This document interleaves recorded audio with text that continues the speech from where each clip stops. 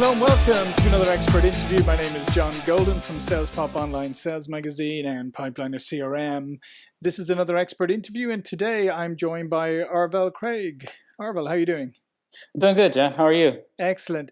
So, Arvell, cold prospecting email, right? I mean, people really struggle with that nowadays, because let's face it, everybody went crazy with email in the last 10 or 15 years. And so how is it possible for you to stand out with the cold email? Yes. Cold email is, again, email's been around forever, and I'm certain, sales have been around forever. But I think the biggest trend in the past couple years, for whatever reason, I don't know why it's a trend, but it seems like there's a lot of platforms that are coming out that specialize in cold email. And that's one big key that kind of got me into it. I've been in marketing for 15, 16 years, but in the past couple of years, cold email is just a great precursor to cold calling and to a lot of things. I think Salesforce, there's a book from Salesforce guys that talked about cold email. So I got into it about 4 years ago. And but I think with everybody uses Google Apps now I think that was a big change in IT from using Microsoft Exchange and traditional email systems and Outlook to being cloud-based. That just allows for more intelligence. And with all the development of SaaS products and cloud computing, the technology and intelligence of how you can do email now, I think that's one of the big things that's causing it to, I think those platforms and technologies are allowing it to be easier. And so, that's kind of the big changes that I've seen as far as the campaigns that I run, that I see people run. So there's some other things that make it, that make a person stand out, but that's some of the big things that I say that make it a viable option right now. So how do you, so you got the technology and all of that, but how do you, so there's a lot of other people, so how do you get your email noticed ahead of other people? Well, to be simple, again, one of the other things that I think that can help somebody understand what's happening, to me, again, I think one other trend that helps, I think what people don't realize is social media is a trend, or it's the way people communicate now, right? Everybody online is social. There's all these platforms. But what I think people didn't realize, people that's been in business for 5, 10, 20 years, even B2B companies that are not really active on social, I think they don't understand that just being more human is a big factor. Being more transparent is a factor. Okay. And so when you're doing cold email, if you approach the person, depending on how you want to spin it, depending on what kind of research you're doing, if you're coming more personal, if you're coming more transparent, that is going to get someone's attention. Again, there's a certain way that I like to write emails. I like to initially communicate in a way that's 80, 90% all about the other person and not about myself. In other words, I'm making the sales cycle or the prospecting cycle longer, where I'm not going to just say, hey, do you want to buy my product? Right. I'm going to have a conversation specifically around that other person first, something that can intrigue them. And if you do your research well, you know what the person wants. So if you can kind of begin your conversations about how your product can benefit them, so your conversation is all about them. And if you can open up a dialogue, again, that's like you're halfway there. Right. So it's not a question of just firing off a bunch of emails. There's research and planning that needs to go into it first, correct? Correct. And like when I was saying the technology, even though technology is out there, I think the majority of people don't even use it. Majority of people are still using just LinkedIn for sending emails or trying to add them through there, or they're just doing other things. But if you can get your list clean and your platform correct, most people will double or triple their open rates just with the right technology and the right list and the right research.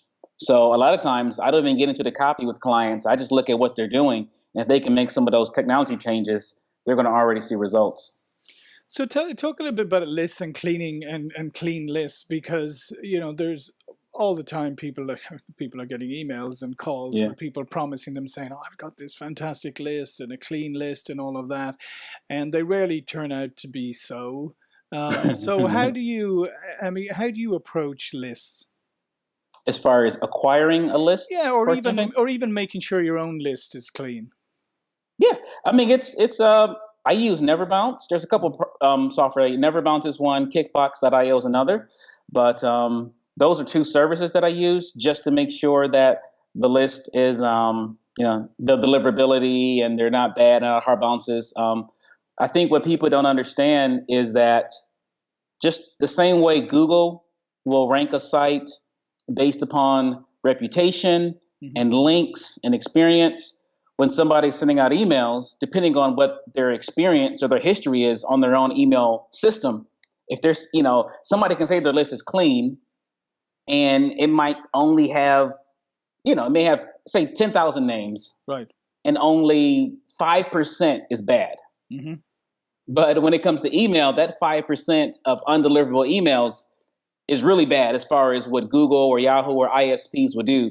So when you use a service like Neverbounce or Kickbox or whatever and clean your list thoroughly and get as narrow or get the best high quality emails as you can, it's going to help your reputation. But if a company has been sending out emails, if they don't have good processes or systems where they know what their sales team are doing or what their sales development reps are doing, if there's a history of bad behavior, you can get on blacklists, you can get on spam lists, and somebody may not even know that that's the issue. So sometimes it's cleaning the emails, but other times it's the company needs to look into their own server, their own email practices, and they may have to go and find an entirely new domain, an entirely new IP address to make sure that they're clean and they're legit and there's no like negative history that's going to diminish what they've been trying to do. And then just in terms of, I mean, obviously when a cold email lands in your inbox, the first thing you see is the subject line, right? Mm-hmm. So talk to me about subject lines, because, a lot of them, they all just blur together and you just, delete them or whatever. So how do you stand out with the subject line? The subject, and it goes back towards beginning with the end in mind or beginning with the user's value. I say there's two different things you can offer someone. When you get into copywriting and psychology, you can get real sneaky and you can try to, those things work too. You can go into intrigue and the deep, dark world of negotiation and psychology and copywriting. That's fine. But the two basic ways I recommend people do is either number one, using 2 or 3 words max, and try to phrase out something that the user wants as far as what their product or what they're servicing or what they're selling. Like if you're doing sales software, then you want to, but again, every client is different. Sure. Every topic. So one sense, you can focus on what they want and being as specific as possible. So you may not just say increase sales. You might say, you may use the city, use the state, so you want to add some personalization to the email, if you can, in the subject. That'll get somebody's attention and say, hey, in Phoenix, this type of prospect in your city, your state. That's one side. But the other side, it kind of deals with what you're doing right now in this interview, the fact that I got an email from you all about talking and sharing some of what I do. And anytime you can have a platform, or when you can talk to your prospects that can, again, if you have a platform where you can get them on whether it's a podcast like you're doing, it can be some content. You can maybe talk to your prospects about sharing their expert opinion. So main thing is by stroking pride. If you can put something in the subject that talks to the person's pride, if they're a thought leader, and getting them to contribute, those are, that's another way, right in the subject line, dealing with that is going to get somebody to say, yes, I want to find out more. I want to share my expertise, Yeah, no, that's great. Hey, one of the things, what do you think we're talking about all these little tips and tricks that people use? There's some that kind of I find are really aggravating. When somebody sends you an email, but they put RE in the title, right? As if they're, in the subject, as if they're replying to it, and and you could know that they're not, because you never, sent to them. So there's stuff like that that is going on that I think is detrimental to email, and I think kind of decredentials you in some way. So do you advise people, as you said at the beginning, to be more kind of authentic? Correct. Yeah, exactly. Yeah, there's tons of tricks and things, again, provoking curiosity, the RE, the forward, anything that just is pure curiosity, pure intrigue without any substance, it can work. But sometimes you might get the opens, but then you're not going to get the actual replies or the click-through. So you're going to lose in the long game. So the goal is to be as transparent and upfront as possible. If you can include some intrigue or something fancy, but you can't lose the fact that you want to be legit and upfront. Yeah, so you don't want to increase your open rates and then increase your unsubscribes at the same time, right? Exactly. So what have you seen in some and obviously as you work with people and help them on the copywriting side, on the content side of things, is this something that you see is many companies have a good skill set in, or is this something that you find that a lot of companies don't, that they really don't have good copywriting expertise? Yeah, for the most part, no, they don't. And it's, especially if it's coming from a sales person who is going to be the one doing the outreach or the prospecting, again, their skill set is more of the live one-on-one engagement, just that's where their skill set is. But if they're being asked to be the writer, which requires a little bit more concentration and focus and skill and study, a lot of times the marketing and the sales are not in the same personality. And so, no, most times I don't see it well. I don't see it done right. And the thing about email is that it's cheap. That's the value of email, is that even though they're not good at it, volume sometimes makes up for lack of skill. And so if companies have that general approach for how they're doing sales, and it's all about numbers, how many emails are you sending out? It's not the same. But when you're doing, and I've got this resource, the 10 laws of cold email prospecting, and one of the laws I talk about is volume. Right. And in a cold emails system, it's not mass marketing. It's not blasting out millions of emails. It's a small list. Right. And if you can get this mindset of quality over quantity, number one, even the email servers that receive your email, you're going to get more opens by sending out 10, 20, 30, 40, 50 a day, 100 a day, a couple hundred a day, because you're not looking like a spammer. You're not looking like this mass company. But a lot of companies, again, thinking volume. And so they're automatically going into junk mail. They're automatically being spammed. They're automatically in Google's promotions and updates tab because they're acting as if they're not a real person. So those are some of the things that make a difference as well. Oh, excellent. And then what are some of the best emails that you've seen? Like, can you just give examples, even like anecdotally, some of the best either that you've done and have been really successful, or that you've seen? Just what's an example of a really good email? Again, the way that I'm describing, where I'm going to talk to the person's interest.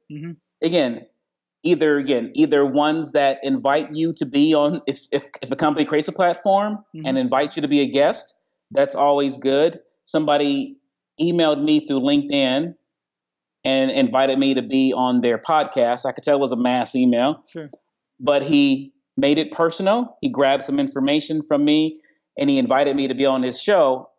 And he's like, if you know he was also asking for a referral. Right. He wasn't a direct asking me. He said, hey, if you know anybody who wrote a book, da da da da. And I just so happened to have written a couple books, but he didn't come directly at me. I was like, So he's using two techniques. One, he's asking for a referral, not a direct ask from me. And he's inviting me to be a guest on his show where I can dig into his background and see I'm actually a good prospect for him. So that's one that I always use. Number two, another guy on LinkedIn, which is even better, because again, this guy was patient.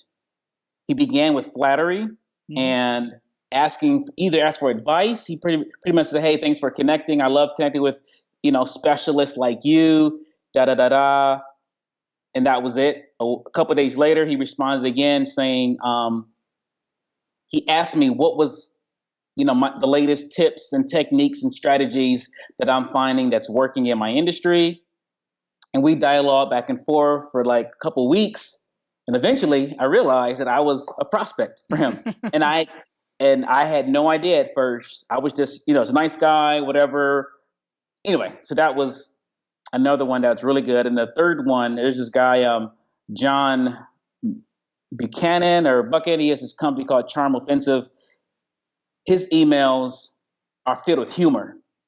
And I've just been learning from him some other new strategies because he just, again, going back to the social media, there's memes, there's GIFs, we live in this world. You can either fight it or you can transition. And no matter how big or corporate or cold the company is, adding humor, personality is a great technique. So, but John has a bunch of examples of using just random funny pictures or just being upfront. Hey, I found your name on a list.